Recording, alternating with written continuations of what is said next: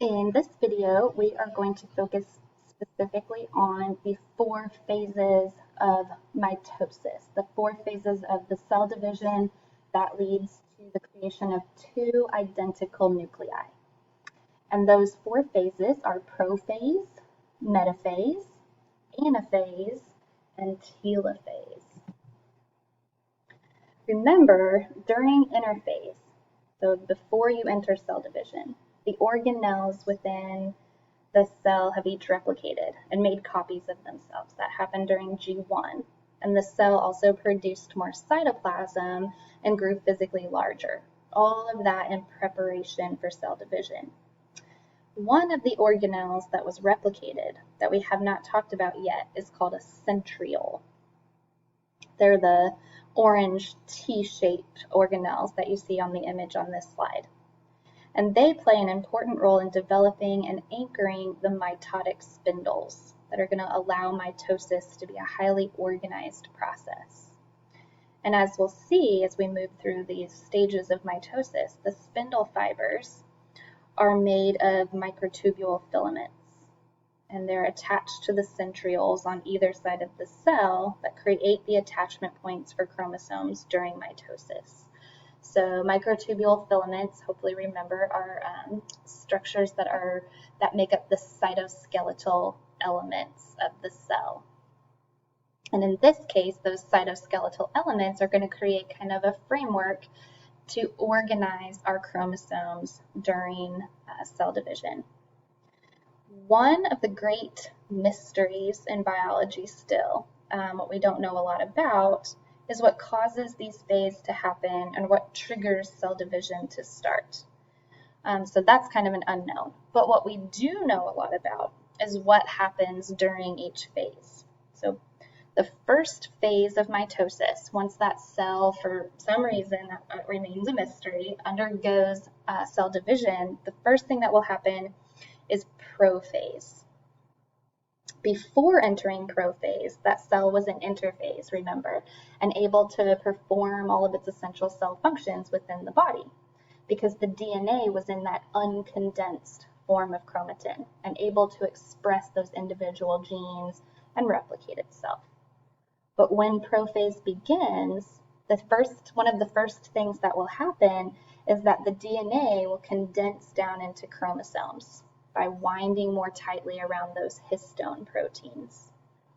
Remember that the DNA has been replicated already. So each chromosome has 2 copies of the same strand of DNA, those sister chromatids, and they're attached by the centromere.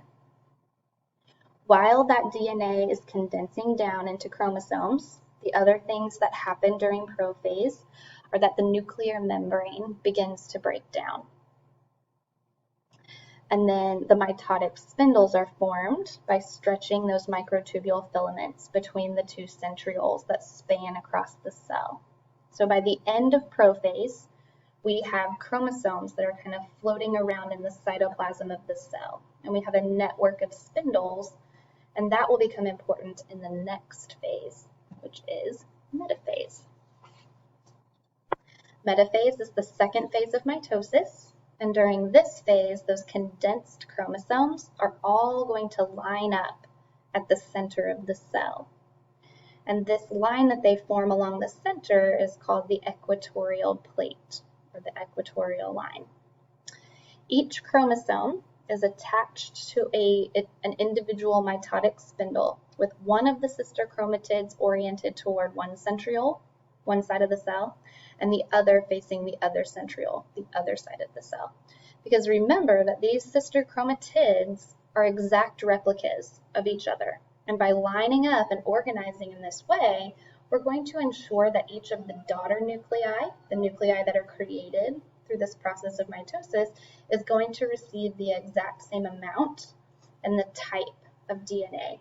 Both of the resulting nuclei are going to be exact copies of one another, and that's because those are lining up in an organized fashion during metaphase. The next, third phase of mitosis is anaphase. During anaphase, the centromere, that point where each of those sister chromatids were held together, the centromere breaks apart, and those chromatids begin to separate. Now that the chromatids are separated, they are now considered chromosomes again. Microtubule filaments not holding any chromosomes, so ones that weren't connected to anything, they start to stretch and push the centrioles apart. And that's going to create this kind of elongated cell. It's going to start that process of creating two distinct cells at the end of cell division. The spindle fibers that the chromosomes are attached to then are going to pull each of the chromosomes to opposite ends of the cell. So we're going to start to see those chromosomes move towards opposite ends of the cell, and they're going to get this characteristic kind of V shape to them. So in our lab, when we get practice looking at cells in different stages of mitosis, one of the key characteristics of anaphase is that they're being pulled toward opposite ends of the cell. So they're going to have that V shape to them. The final phase of mitosis is telophase. And once that set of chromosomes has reached their opposite ends of the cell by being pulled by spindle fibers toward the centrioles, during telophase, new nuclear membranes are going to be formed around each of those sets of chromosomes. Because remember, the goal of mitosis was to create two separate and identical nuclei. You can't have a nucleus without a nuclear membrane. So those are going to be formed around each of those sets of chromosomes, creating two individual nuclei. The mitotic spindles have done their job, and they begin to break down during telophase. Once that nuclear membrane is in place, the DNA will relax and return to its chromatin, or uncondensed form, in preparation to begin performing all of the functions again, because DNA cannot be used when it's condensed down into the chromosome form. One of the other things you can probably see in this image is that the two cells are beginning to be pinched apart to make the two distinct daughter cells. The process of the two cells splitting is called cytokinesis, but the cytokinesis and telophase often are overlapping with one another. Cytokinesis will begin to happen before telophase is complete. But cytokinesis is not part of the process of mitosis. It has to happen, though, to complete cell division. But mitosis is the creation of those two individual nuclei. If cytokinesis did not happen, though, you'd just remain and have a multinucleate cell. So we need cytokinesis to happen. And that's the division of the cytoplasm to form those two distinct cells, each with their own identical nucleus, which was formed by mitosis.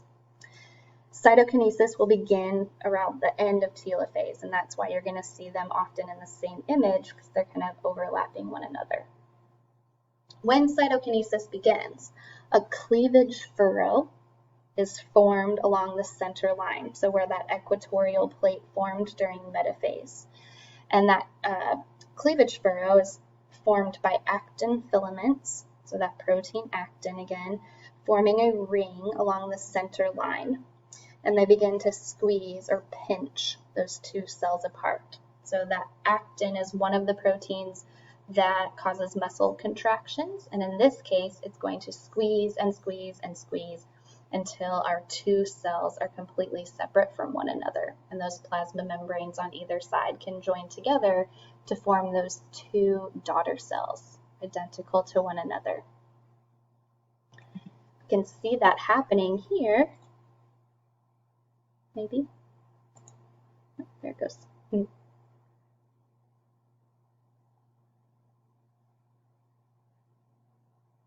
Let's see our chromosomes start to move.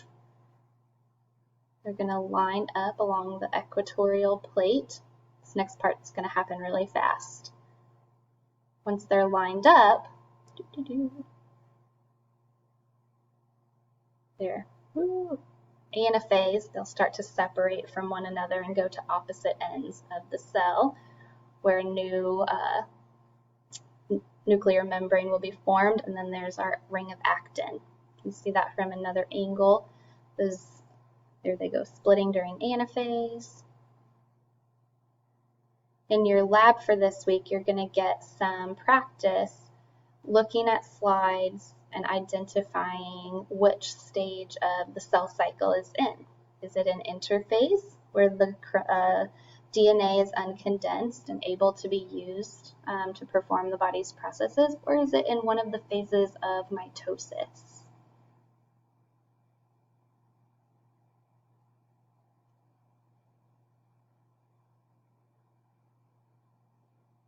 Pretty cool that they can capture this all on camera. I'm going to post this video as one of the supplemental videos, so if you want to continue watching mitosis in real time, you can do that, access it from the Canvas page.